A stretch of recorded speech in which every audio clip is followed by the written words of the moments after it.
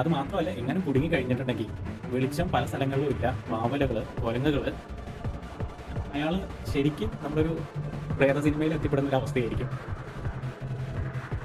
ഇത്രയും നട്ടുച്ചയ്ക്കാണ് നമ്മൾ പോകുന്നത്. ആ സമയത്ത് പോലും എന്തോരം വീട്ടാണ് ആ കോട്ടയ്ക്ക് വീടുന്നത് നമുക്ക് ഈ വിഷ്വലിൽ തന്നെ കാണാൻ പറ്റും. ഏറ്റവും രസം എന്ന് പറഞ്ഞാൽ പല ഡെമ്മി വഴികളും ഡെമ്മി വാതിലുകളും എല്ലാം ഉണ്ട്. പെട്ടെന്ന് നമുക്ക് ബുദ്ധിമുട്ടായിരിക്കും ഇതൊക്കെ മനസ്സിലാക്കി എടുക്കാനായിട്ട്. ഇനി ഞാൻ ആ കോട്ട കാണുന്ന സമയത്ത് ശരിക്കും കഷ്ടപ്പെട്ടു പോയ ഒരു പ്രദേശമാണ് ഇപ്പൊ നമ്മൾ പോകാൻ പോകുന്നത്. കാരണം വലിയൊരു സ്റ്റെയർ കേസ് പടികൾ, അതൊന്ന് ക്ലൈംബ് ചെയ്ത് എത്താൻ പെടുന്ന പാട് വളരെ നാരോയാണ്. ഒരാൾ കയറി വന്നു കഴിഞ്ഞാൽ കട്ടി ഒരാൾക്ക് കയറി പോകാം. നല്ല ഹൈറ്റിലാണ് ഓരോ പടികളും, വളരെ കുത്തനെയുള്ള പടികളാണ്. ഏറ്റവും പ്രയാസകരമായ കാര്യം എന്താണെന്ന് വെച്ച് കഴിഞ്ഞാൽ കയറുന്നതിലും കഷ്ടപ്പാടായിരുന്നു ഇറങ്ങുന്നത്. കാരണം ഇരുന്നിറങ്ങാൻ പോലും ഇത്തിരി പ്രയാസമായിരുന്നു അതിന്. ഇതിലേക്ക് ഈ ഭാഗത്തേക്ക് അത്യാവശ്യം പ്രായമുള്ളവർ കയറുമ്പോൾ വളരെയധികം സൂക്ഷിക്കേണ്ടി വരും.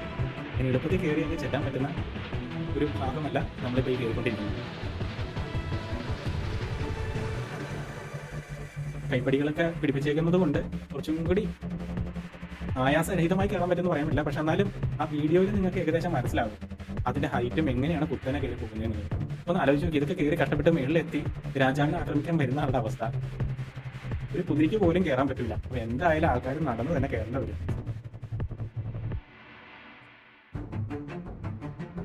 അങ്ങനെ അതിന് നമ്മൾ നേരത്തെ കണ്ടതിന് മുകളിലുള്ള ഒരു വ്യൂ പോയിന്റും കൂടി. വ്യൂ പോയിന്റ് എന്ന് പറയുന്നത് ആ കോട്ടയെ സുരക്ഷിതമായി നിലനിർത്താൻ സൈനികന്മാർക്ക് ദൂരക്കാഴ്ച കിട്ടുവാനും ദൂരെ നിന്ന് ഏത് ആക്രമണങ്ങൾ വന്നു കഴിഞ്ഞാലും മുന്നേ കൂട്ടി തന്നെ കാണുവാനും വേണ്ടി നിർമ്മിച്ച പല ഏരിയകളാണ് ഇതൊക്കെ. എന്തായാലും നല്ലൊരു ട്രെക്കിങ്ങിന്റെ അനുഭവമായിരുന്നു ഈ കോട്ട സന്ദർശിച്ച് കഴിഞ്ഞത്. ഏറ്റവും ടോപ്പ് പോയിന്റിൽ നമ്മൾ കയറിയില്ല, അതിന്റെ തൊട്ട് താഴെ വരെ ചെന്നു. എന്തായാലും ഔറംഗാബാദോ അല്ലെങ്കിൽ ആ ഭാഗത്ത് സന്ദർശിക്കുന്നത് തീർച്ചയായും കണ്ടിരിക്കേണ്ട ഒരു കോട്ടയാണ്. ഏകദേശം നമ്മളൊരു ദിവസം ഓൾമോസ്റ്റ് തന്നെ വേണം റെസ്റ്റ് ചെയ്ത് കയറാനായിട്ട്. വെള്ളം, ജലം, ഇതെല്ലാം കരുതുക. കോട്ടയുടെ ഉള്ളിൽ ഒന്നും ലഭ്യമല്ല. എല്ലാം നമ്മൾ ഇതിലൊപ്പം തന്നെ കൊണ്ടുപോകുന്നതാണ്. ഒരിക്കലും മിസ് ചെയ്യാതെ കാണേണ്ട കോട്ടയാണ്. എല്ലാവർക്കും നന്ദി.